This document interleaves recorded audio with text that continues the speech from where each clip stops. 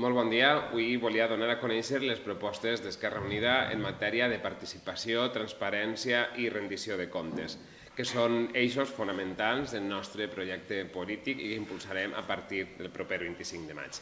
En Esquerra Unida considerem que estos darrers 8 anys han sigut nefastos en el govern del Partit Popular pel que fa a la participació ciutadana, ja que no han fet altra cosa que trencar qualsevol tipus de procés participatiu que s'havia impulsat anteriorment.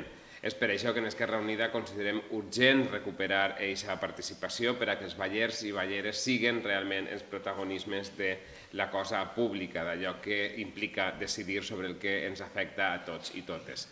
Ho farem impulsant distints consells de participació, de joventut, d'igualtat, econòmic i de serveis socials, de cultura, per tal de crear aquestes plataformes, aquests espais de trobada i de treball en comú. També fomentarem les trobades veïnals amb membres del consistori i donarem així protagonisme a les associacions de veïns i veïnes.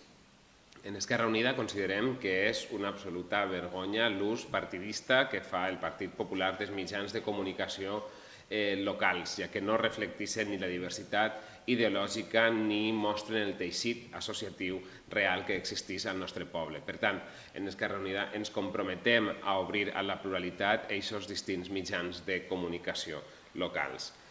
Pel que fa als pressupostos, una qüestió on ja hem incidit diverses vegades, considerem que cal fer els pressupostos d'una altra manera per tal que qualsevol baller o ballera els pugui entendre, cosa que no ocorre actualment.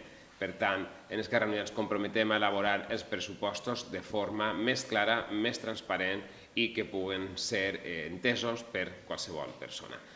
L'últim element, que és sobre el que volia comentar avui, és el relatiu als plens municipals, que també cal obrir-los a la ciutadania.